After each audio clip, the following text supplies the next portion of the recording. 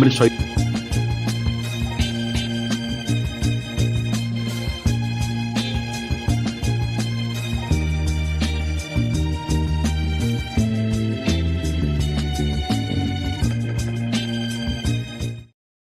How we live in historical loops. Let's talk basketball. The WNBA draft just happened. This year was the first time ever they sold tickets to that event, and the tickets sold out in 15 minutes. It was a draft of stars, the likes of Caitlin Clark and Angel Reese, among many others. And what we've seen leading up to this moment is very similar to how the NBA increased its own popularity. Let me break it down like a fraction. Because in the 1970s, nobody was watching the NBA. People weren't really going to the games. The league as a whole was financially unstable because, in part, people did not want to go and support a black league.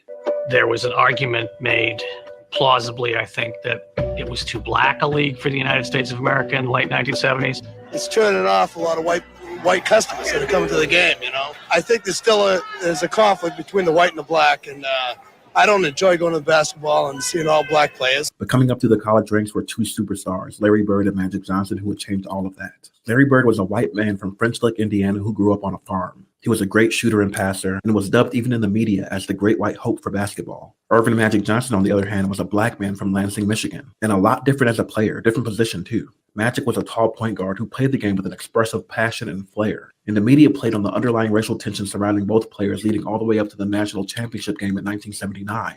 Over 35 million people tuned in to watch this basketball race war of sorts. And Magic Johnson won. Larry Bird would finish his college career without a championship ring, but with the unwavering support of white America. And the cities that draft them add context to and amplify these racial tensions. Larry Bird gets drafted to the Boston Celtics, a blue-collar city that is historically notorious for its racism against black players. Bill Russell got called so many times, I don't even think he could hear the word.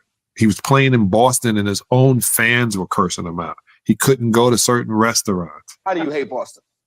Because they racist as fuck, that's why. And Magic gets drafted to the city of Los Angeles, a perfect fit for his flair and charisma, and it's up from there. Magic Johnson won an NBA championship his rookie year. He starts at center, plays forward and guard, and leads the Los Angeles Lakers to a world championship, 123-107. Magic Johnson and Larry Bird would meet in the NBA Finals up to 3 times in their NBA careers. Larry Bird won the first meetup, and then Magic Johnson won the next 2. Magic and Larry Bird even did a commercial together, and they felt some of that tension. I said, "You're crazy. I'm not shooting no commercial with Larry. I don't know how he's going to react. I don't know how I'm going to react. We didn't even shake hands, so how are we going to do a commercial together?" The racial tensions around Larry Bird became so inflamed that at one point, when Hall of Famer Isaiah Thomas said this, very, very good basketball player, but I'd have to agree with Rodman. If he was black, he'd be just another good guy. He and Larry Bird had to do a whole press conference to present a united front and quiet some of the noise around this issue. Caitlin Clark and Angel Reese have to deal with a lot of the same tensions. Angel Reese, a passionate, energetic trash talker from Baltimore, and Caitlin Clark, a more mild-mannered white girl from Iowa. But this tension came to a head when Angel Reese met Caitlin Clark in the NCAA championship game and won. And this clip was blasted all over social media. Angel Reese doing the "you can't see me" in the face of Caitlin Clark and pointing at her ring.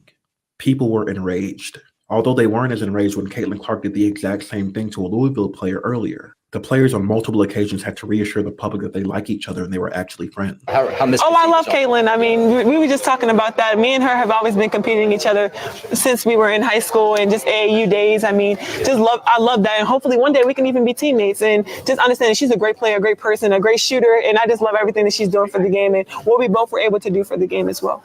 What she's been able to do for our game is, been amazing and really uplift our game, inspire a lot of young girls to want to be like her and give them somebody to look up to. So that's been really cool to watch as well. There is, of course, the added layers of misogynoir and sexism. You can go under any women's basketball post on social media and see men beg not to have women's basketball forced onto them. But people keep tuning in. And it's in part because they want to see the race war. People tuned in at record numbers when LSU beat Iowa to win the championship last year. And even more people tuned in for the rematch this year when Iowa beat LSU in the tournament. Caitlin Clark and Iowa went on to lose in the championship game to the undefeated South Carolina Gamecocks in the most-watched basketball game at any level in years. And both players were drafted in the first round. And just like how Magic and Larry landed in cities that added to the ongoing racial narrative, Caitlin Clark lands in Indiana and Angel Reese lands in Chicago. How do you think the conversation around that will go? This is a historical loop. The talent in the WNBA has been phenomenal for a long time. Candace Parker, Maya Moore, Cheryl Swoops, Brianna Stewart, you name it. But we can't have an honest conversation about the explosion of popularity in women's basketball without talking about how race played right into the hand of this explosion and how the media played right into that racism to generate viewership. Because how else do we explain why the very first Chicago Sky vs. Indiana Fever game in Chicago is already all resale and starting at $250 per ticket? Historical loop. Feel free to share your thoughts in the comments, and as always, like and follow for more content.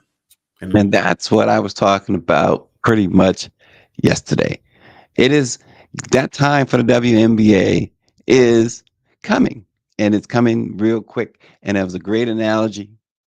It took as he subtly put in there, this race war, Magic and Bird, to turn the NBA around. The NBA was almost about to fold. You remember, they had recently merged the ABA with the NBA. And all Dr. J had done for the ABA, it still wasn't going to be enough to save basketball until Magic and Bird came along. You had, as he said, the Great White Hope against the great Magic Johnson. And I still say the performance that Magic Johnson put on as a rookie in the NBA Finals in his rookie season, 42 points, 15 rebounds. He played center. He played center in the NBA Finals. He's a guard who played center. Now he has height, 6'9" is Magic, but he was a guard who played center because Kareem got injured and scored 42 points and grabbed 15 boards and won MVP. Perhaps the greatest NBA Finals performance ever. But the WNBA now has this drama and this black-white drama. And as Homeboy pointed out, the ticket price is already. So their time, the WNBA's time, may have now arrived. And next draft, maybe as soon as the next draft, you'll see salaries start to reflect the type of money that they are about to pull in this year. The way the NBA pulled the end money when Magic and Bird, two individuals came in. Now Angel Reese and Caitlin Clark are poised to do the same for the WNBA. Power 96 is, I guess that's why baseball doesn't have those problems. Basically, baseball is damn near hockey white. Let me tell you something. Seems like hockey has more black players than Major League Baseball. And there was just a story about that too, Power 96. Again, the amount of African Americans in particular, let alone black, but African Americans in Major League Baseball is appalling. Especially the other day, throughout baseball, they celebrated Jackie Robinson Day. It's appalling. And baseball is to blame. It's the higher ups to blame. We have spoken. The black press has on a number of occasions to Major League Baseball. And you only have little pockets, like the Washington Nationals do some things, some good things in the community. And with the Washington Informer, the black press. But other than that, baseball has fallen well short.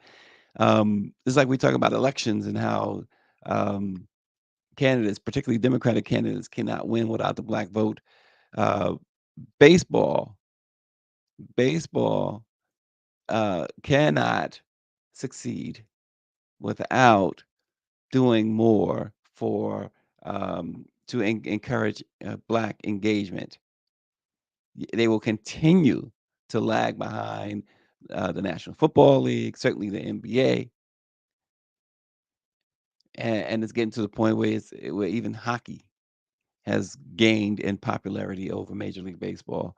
So the black press is here, Major League Baseball. You want to ignore us? Well, continue to have your problems. When you look up in Citi Field last week, the great Doc Gooden on last Sunday, his number retirement ceremony. And albeit the weather wasn't the greatest weather, but when you cannot sell out Citi Field for perhaps one of the most beloved players in Mets history, having his number retired, it shows you baseball has a problem. A couple of things before we get into our hottest topics this morning, and I just noticed this. Two things that Greer passed along. I don't know if she sent them last night or passed them along this morning. The Reginaldo Howard Scholarship at Duke University, initially designated for Black students only, will transition into a leadership initiative open to all undergraduates, irrespective of race. The change, of course, follows a broader trend of public universities discontinuing race-based scholarship programs after the Supreme Court's 2023 ruling on affirmative action and all of this DE&I outright assault on DE&I. Another thing, and Greer, I hope you have this photo ready that you sent me this morning that is absolutely disturbing. This is a J.C. Penney photo ad, and if we can zoom in on that, if it's possible. But what do you notice? There's picture one. What do you notice? There's picture two. This is a ad, a J.C. Penney portraits ad. Picture two and picture one. Black family, white family. What's missing from the Black family? This is the stuff that continues to go, that subtleness with the racism that it's just become a point where black folks, we have to start speaking loudly with our wallets. And I don't care the size of your wallet, how big or how small. This is right. It's not subtle. It's very glaring. JC Penney should be scratched off your list. Who shops at JC Penney anymore anyway? But who also gets the photos at JC Penney anymore? Years ago, we used to go and get our photos taken, family photos, engagement photos, and things of that nature. But this is absolutely. There's no two ways to put it. It's absolutely appalling. And there are, look it up. There are more single white mothers than there are Black mothers. This myth about the absent Black father has been perpetrated since slavery. And it's so interesting because in slavery, they tore apart. They took father away. They took the families apart. This myth, I just don't know anybody that I am friends with. I don't know of a quote unquote deadbeat dad. They exist for sure. I am not buddies with nobody who's a deadbeat dad. All my friends, and they all are married that have children. That's not how we roll. But that's not how many Black people roll. But that's been the stereotype forever. Mike V says the marginalizing of Black fathers is a part of the anti-patriarchy movement, but only against Black men, not white men. Somehow, Black men are made out to be the boogeyman of patriarchy. 2 words, color purple. And Power 96 says there are more single white mothers on welfare too, and he knows a few of them. Yeah, it's very disconcerting, to say the least. But we gotta stop patronizing these folks. We have to stop patronizing these folks. And we always talk about the Candace Owenses of the world and people like that. We have to stop giving them our time, our energy. That's because it's war. It is wartime.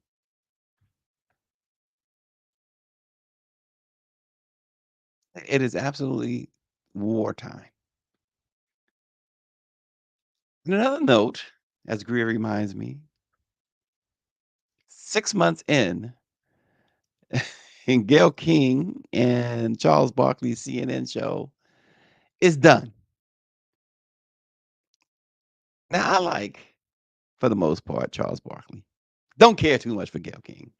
I like Charles Barkley for the most part. Not everything about him. There's a lot of things. Charles has a lot of shortcomings. But who could not see this? He's a jock. And she's not a journalist. And good for her that she's been able to ride her friend's coattail. But it was just a bad mix from day one. The ill conceived from day one. Charles does what he does on TNT, and it works because he has Kenny Smith and Shaq and Ernie Johnson. It works there, and he's in his element. But this right here never was going to work. And CNN pulled the plug 6 months in. 6 months in. Now, look, Charles will be fine. Gayle King will go back to concentrating, I guess, on CBS mornings. So they both were going to be fine. They both were still pulling in 6, 7, 8 figures. So no need to bemoan them in any way, shape, or form. CNN is a total disaster anyway. It's a total disaster. And you have folks who have, Don Lemon and Chris Cuomo leaving CNN, and both of them dabbling with the devil. Don with your boy from X, Elon Musk, and Chris going going pretty much MAGA on everybody with News Nation. CNN is it's a death trap now. So they can, and then when you leave, what happens?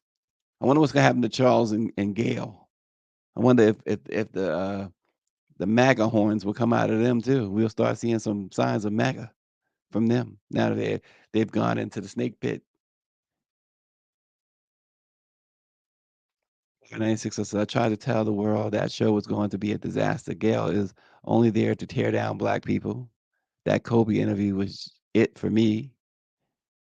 And Chuck just doesn't care, he says. Yeah, Gayle rubbed more than enough people the wrong way with the Kobe Bryant situation. That was not, again, it was not journalistic at all, not being a journalist at all in that moment to do what she did, to dredge up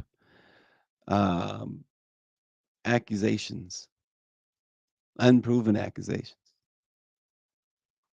Now, whether you believe that he did it or not, it still was not the moment. Listen, when O.J. Simpson was on his deathbed, when he died, with the first question you ask his kids, do you think your dad killed these people?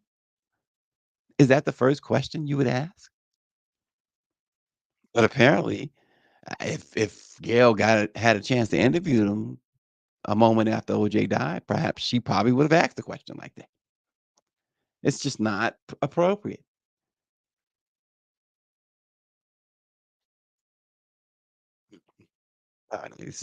Mike V says maybe Barkley will end up with a deal on X for a show called Charles in Charge. Oh gosh, we got some other news this morning. First up, Uber is helping investigators who are looking into the account that sent a driver to the Ohio home where an 81-year-old man allegedly shot the woman to death because he erroneously believed she was part of a scam. Um, the March 25th shooting death of Lolita Hall. What a horrible, horrible tragedy. Um, Uber says our hearts continue to be with Lolita's loved ones as they grieve. But William J. Brock was indicted this past Monday on charges of murder, felonious assault, and kidnapping for Hall's death. What happened there was they both were scammed. They both were scammed.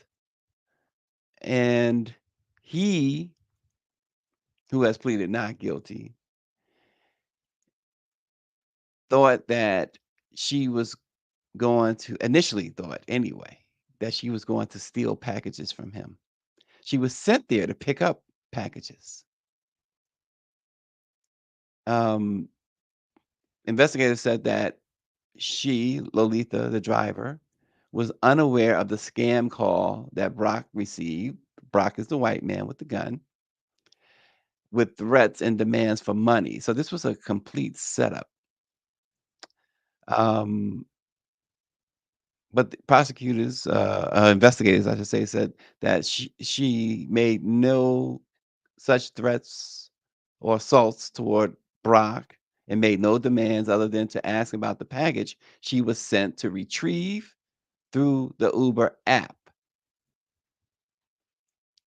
Brock then produced a gun, held her at gunpoint, making demands for identities of the subject he had spoken with on the phone, and she had no idea what he was talking about. The Uber trip shows that she was sent to pick up a package that was ordered by the same person who made the scam calls to Brock. Uber said they provided information to help investigators. What Brock did, he took her cell phone. He didn't let her leave. He shot her when she tried to leave. And then he called the police and shot her again after he called the police. He posted $200,000 bail and was released from Clark County Jail yesterday.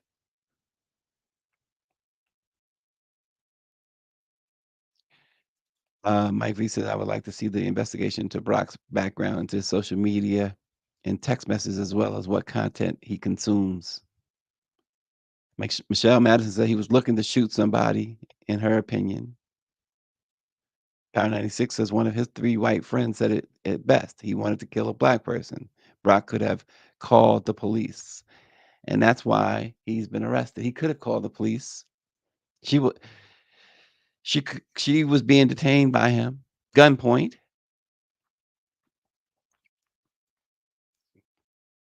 Now they got to figure out what do you do about these scams? How do you overcome a scam like this?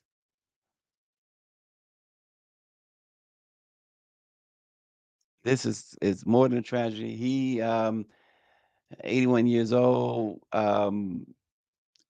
should spend the remainder of his days in prison.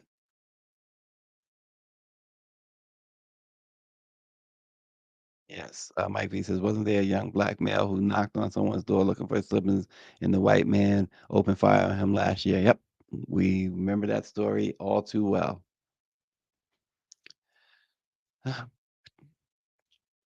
I tell you, some of this stuff, it's so frustrating. Ben Crump is in the news. Ben Crump is always in the news. And we don't talk about Ben Crump every day because simple fact that he would he's always in the middle of things. We've look, let me just I'm gonna just tell you, Ben Crump has gone Hollywood on us. We don't hear from him back anymore. I could pick up the phone and call Ben Crump and he'd answer the phone and say, hey, now he says you got to go to this channel and that channel and this and that. And that channel includes all these white folks.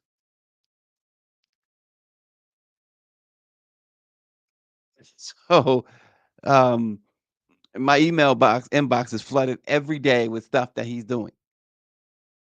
And one of the individuals who floods my inbox, Kelly,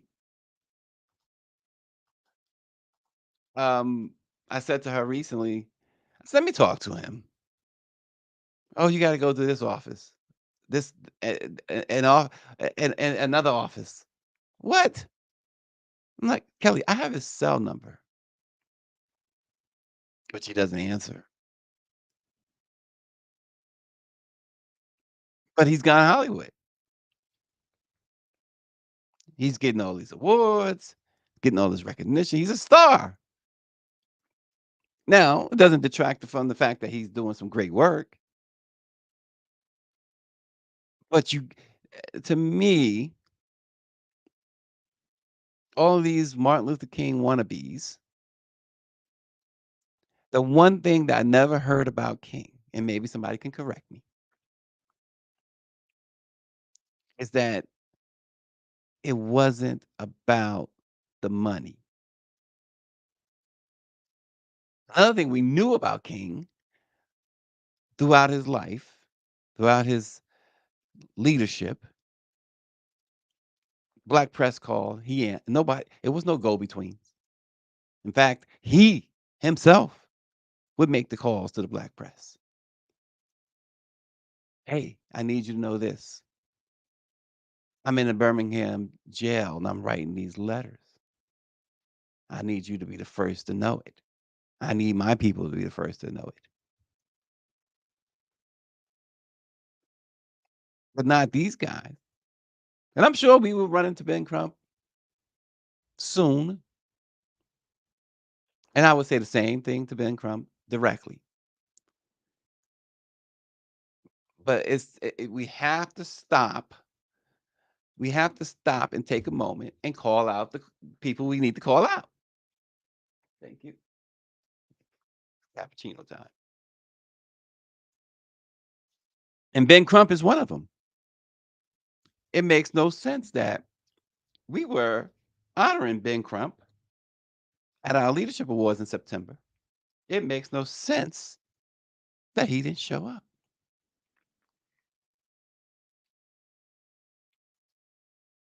In town, not showing up.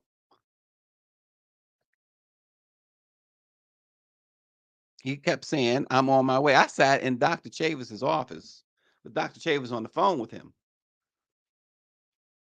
Ben, he says, Ben, if I don't get there on time, I'm gonna send you a video to accept my award. Well, the video, just like him, never showed up. Never showed up. Gotta call these people out. Gotta call them out. Dr. Chavis and I are on the verge of having published. We signed a deal and we're publishing a book. It's due to be released in September. Select Books in New York is the publisher. And it's going to be they're giving us a black press imprint and an MPA imprint to go along with publishing this book. And one of the things we had a meeting with the publishers recently. And one of the things they said, hey, you guys know a lot of celebrities. Can you get a celebrity endorsement? And one of the publishers, young guy, of course, I mean, relative speaking, he's my age, start rattling off names. And one of the names he mentioned was my man, Chuck D. It would be great to have Chuck. So we are on the, and I texted Chuck D. And Chuck immediately texts back, SB, I would be more than honored. I'm in. We need more of Chuck D's. So when you are, talking about your black people who reach back, everybody want to pay all their money to see this black person, that black person. We got to talk a little bit later in the show about rap battles, by the way, which I find appalling. But today, there's a difference between rap battles yesterday, meaning in the 80s, in the 70s, perhaps even in the 90s, than they are today. But we need to support folks like Chuck D. Chuck has a new app. Support it. When Public Enemy comes out with a new record, support it. They deserve your support. I'm not saying Ben Crump doesn't deserve support. What I'm saying is Ben Crump, like so many others, has to be reminded from whence you came. But nonetheless, he demanded that police in a small town in Mississippi, as we said, he does great work, release camera footage of a chase that ended in the death of a black teenager. But the city attorney says that the department does not use cameras. There were public records requests filed on March 29th seeking documents about the fatal encounter that occurred in the early hours of March 21st, including incident reports, body cam footage, and dash cam footage of the police chase of 17-year-old Kadarius Smith and his cousin. Smith and his cousin were out walking when a Leland Police Department vehicle chased him and ran over Smith. He died hours later at a hospital. The district attorney still has not yet released a police incident report about the chase. Now, Leland is located in the flatlands of cotton and soybean country and has a population of about 3,900. So, they still don't see those black folks down there as people. It sits about 110 miles northwest of Jackson. Smith's family has retained Ben Crump. They are demanding that the officer who drove the vehicle be fired and that unedited police camera footage be released.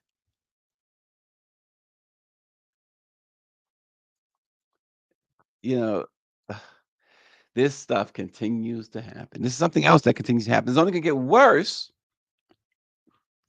You can rest assured.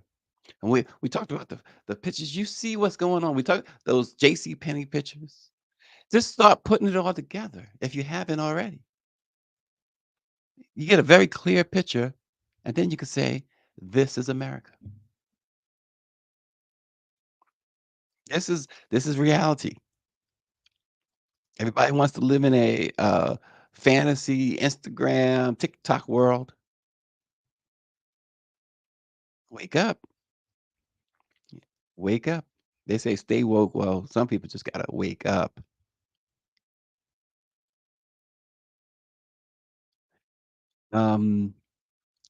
He says, speaking of Crump going Hollywood, this is Mike V. He says, as an FYI, yes, next week will be the anniversary of the LA riots of 1992. He says, hopefully y'all will cover it.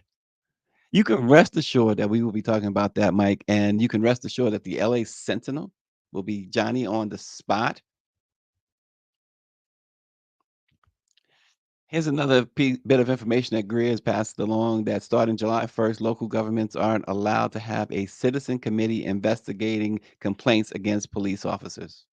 Civilian review boards have been around for decades. Tallahassee's, this is in Tallahassee, Florida. Tallahassee's board was created in 2020. The Leroy Collins Institute at Florida State University says 21 cities had police oversight boards in 2022. And of course, Governor DeSantis has eliminated that.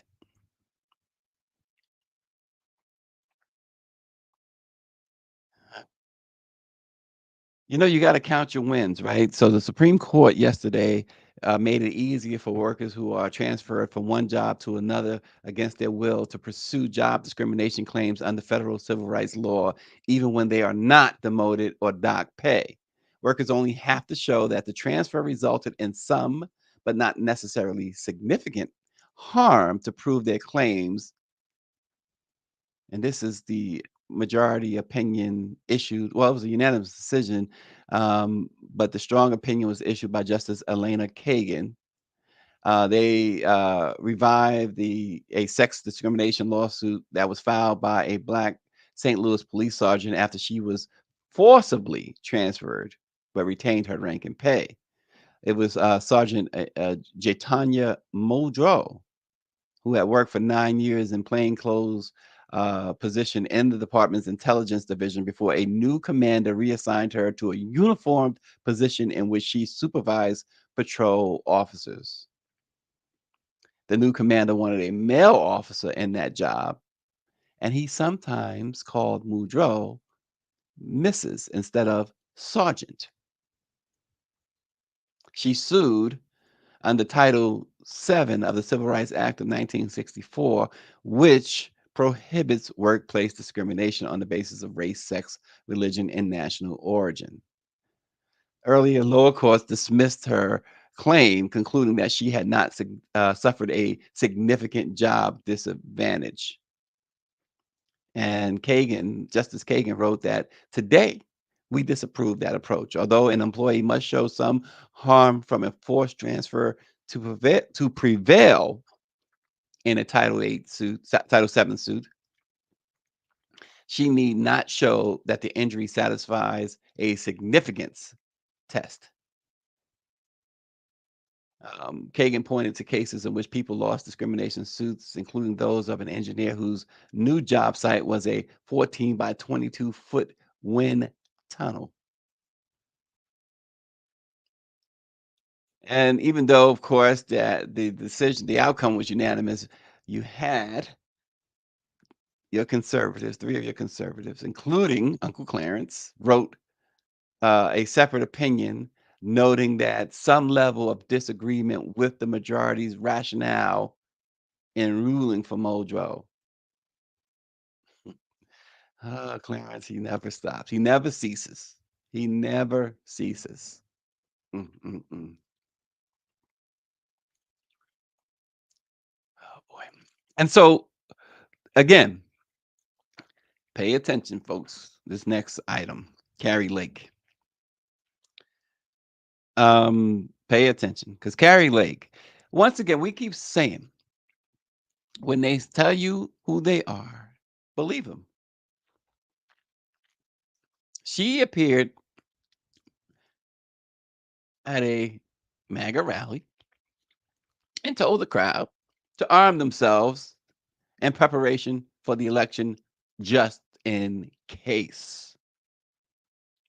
It was in Lake Havasu that she warned that a nebulous persecution that she and her supporters will face in the months leading up to the November election.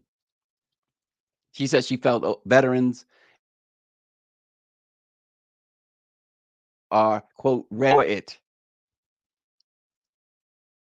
She said, she says they're coming after you. The same rhetoric that her, her MAGA leader uses.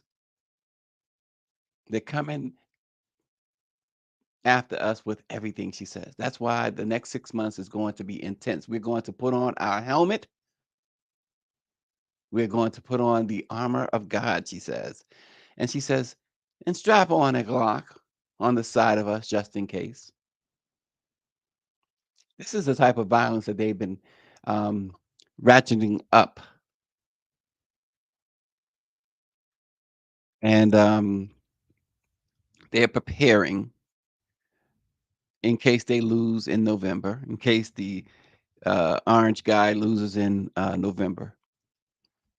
They're telling you that what they're going to do. Believe them. Believe them, folks. Believe them. And it's so interesting because I noticed a story. Several Democratic congressmen who were on the select committee that investigated January 6th and that found Trump to be culpable are saying that they are afraid for their lives and or freedom if Trump is reelected. And that includes Adam Schiff, a very powerful Democrat. So they are admitting that they are afraid for their lives and or their freedom.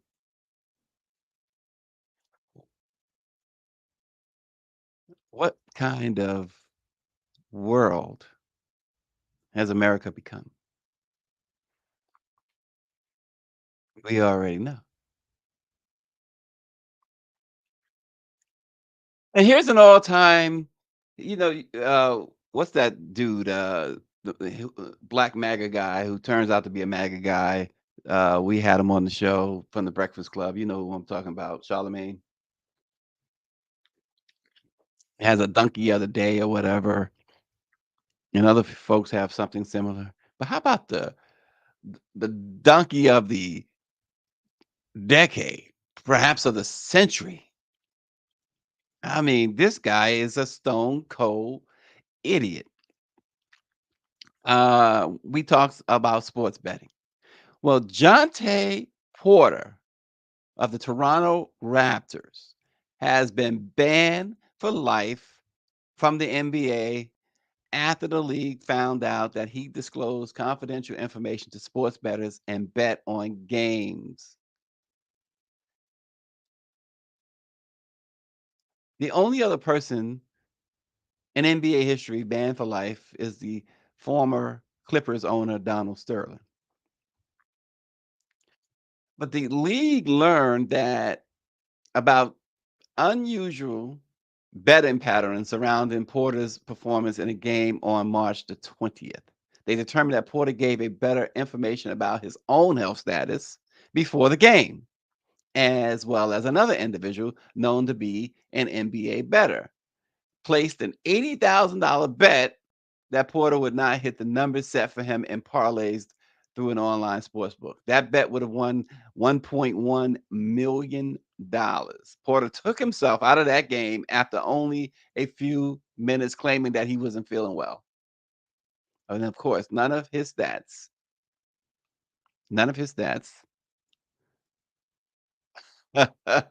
were met. This guy, as Adam Silver, the commissioner, says, committed the cardinal sin. This is on par with Pete Rose. Pete Rose bet as manager of the Cincinnati Reds, bet against the Cincinnati Reds. This dude bet against himself. In other words, he bet against the Toronto Raptors, his own team.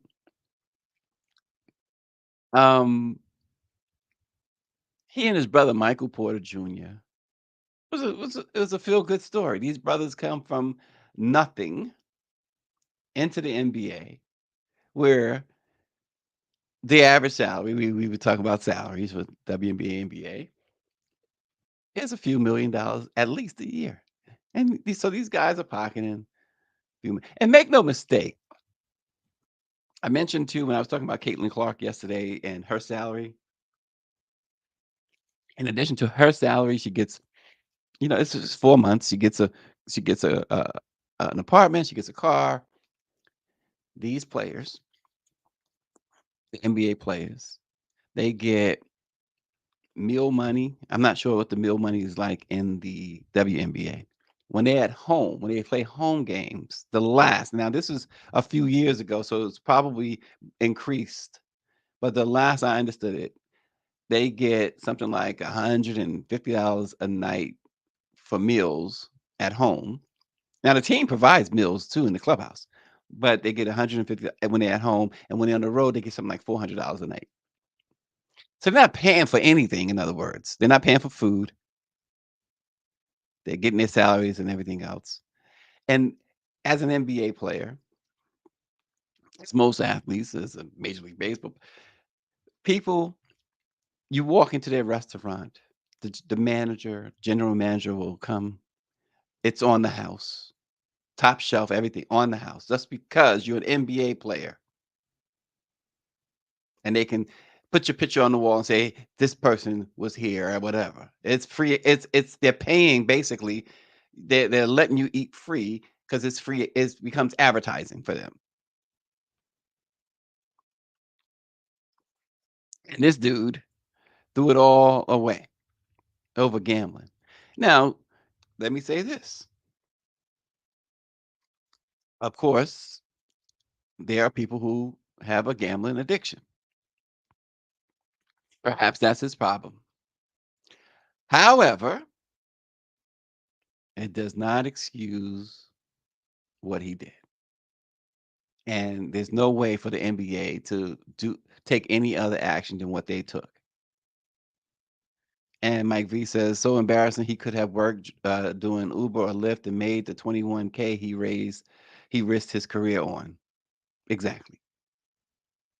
And I'm with you, Power 96. He says after that Dodger player claiming he didn't know $16 million was missing from his account, betting on games should be legal. Listen, they have, as expected, given Shohei Ohtani a free pass.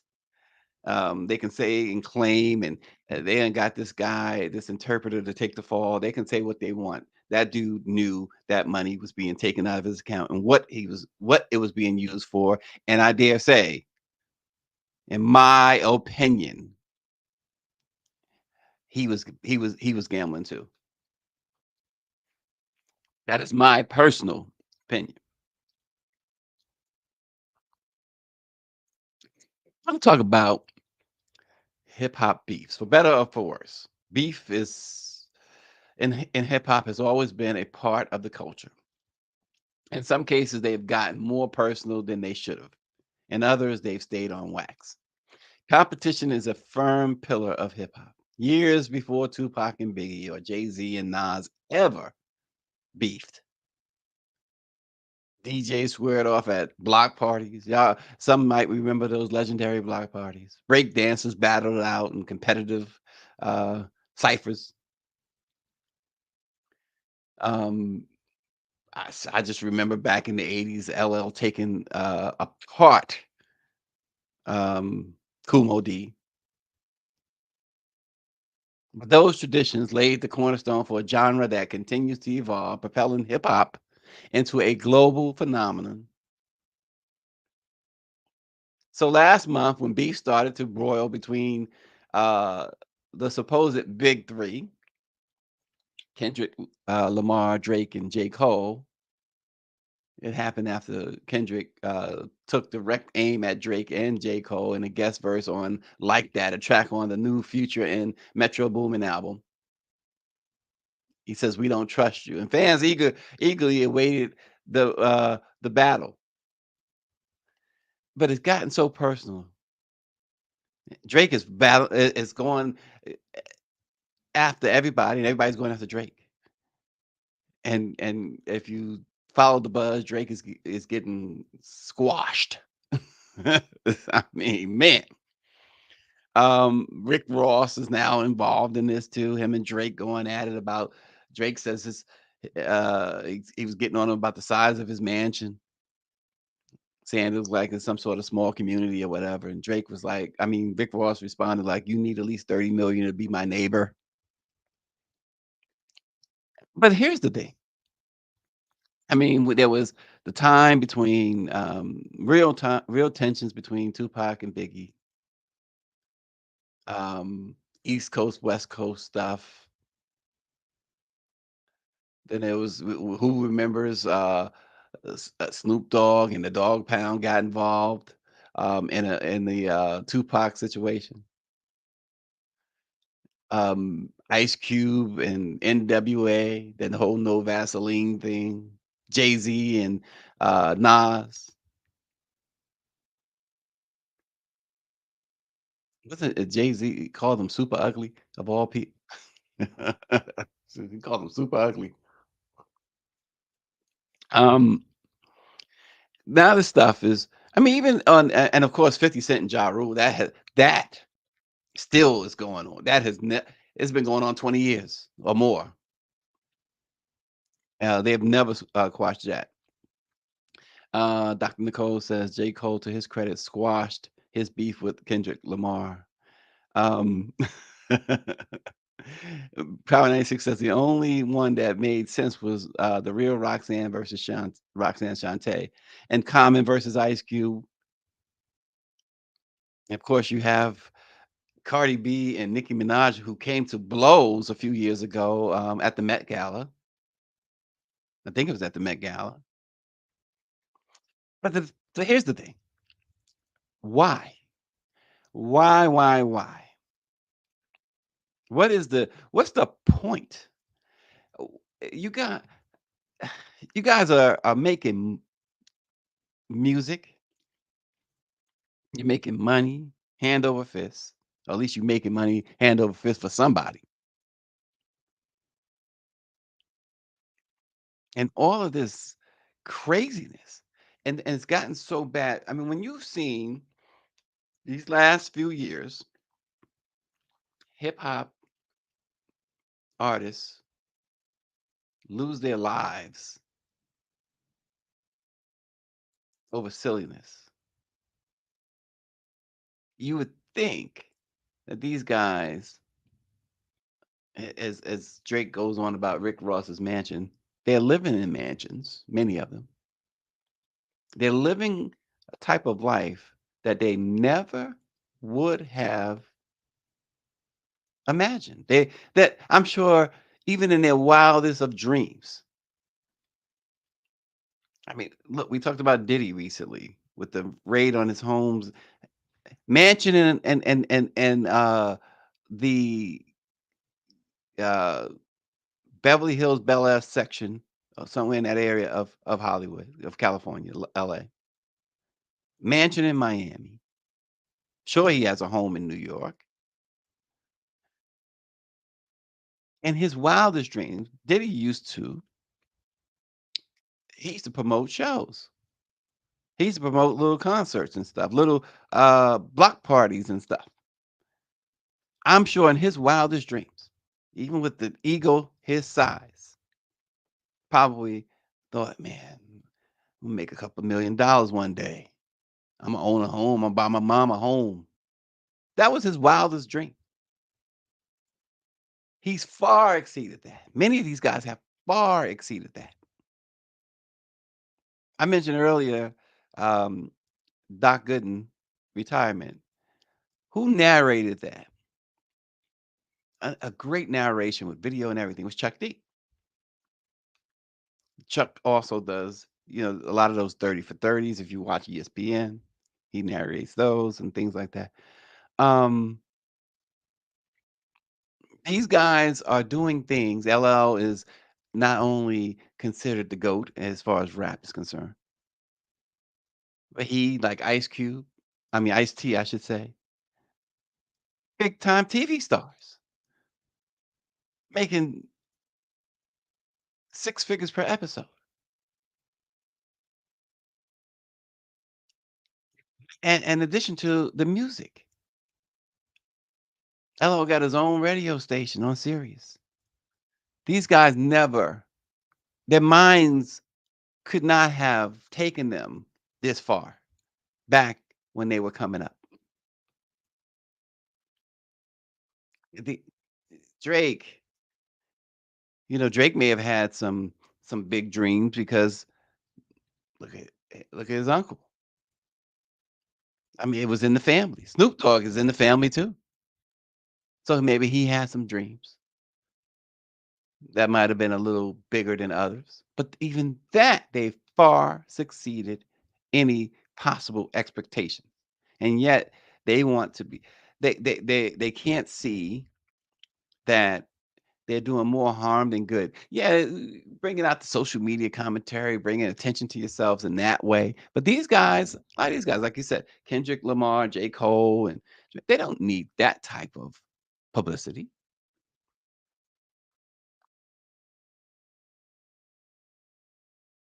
And yet, here we are. I just decided we need to talk about this. What and why is it that they feel it necessary? I mean, some of the biggest names, or the most accomplished anyway, have been dying, being killed.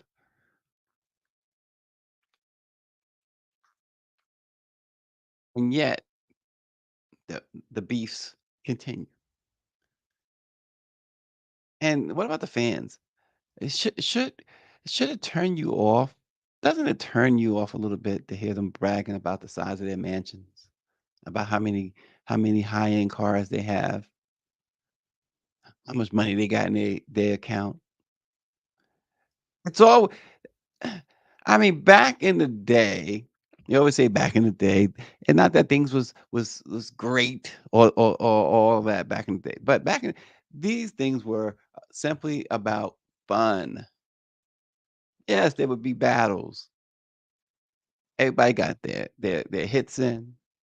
They laughed about it, and that they moved on. And yeah, it is. It's not just rap, but rap seems to be more prolific with this. Power 96 says he was shocked to see Kendrick involved. His lyrics saved hip hop. He says, I am disappointed in him. But these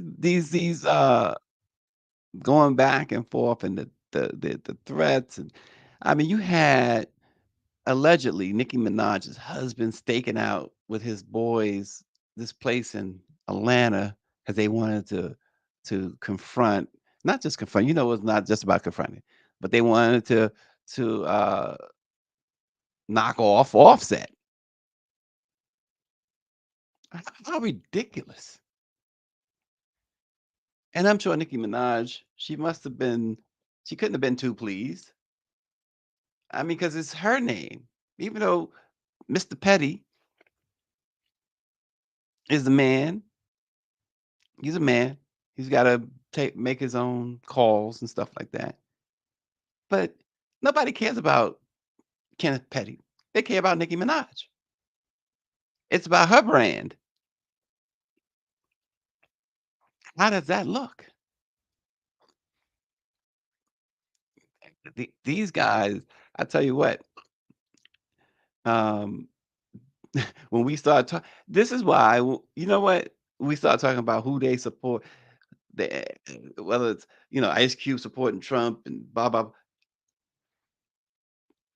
That's why you can't get too worked up about it if you are not a Trump guy and it's a guy like that is supporting Trump. You can't get too worked up about it. But I will end it with this.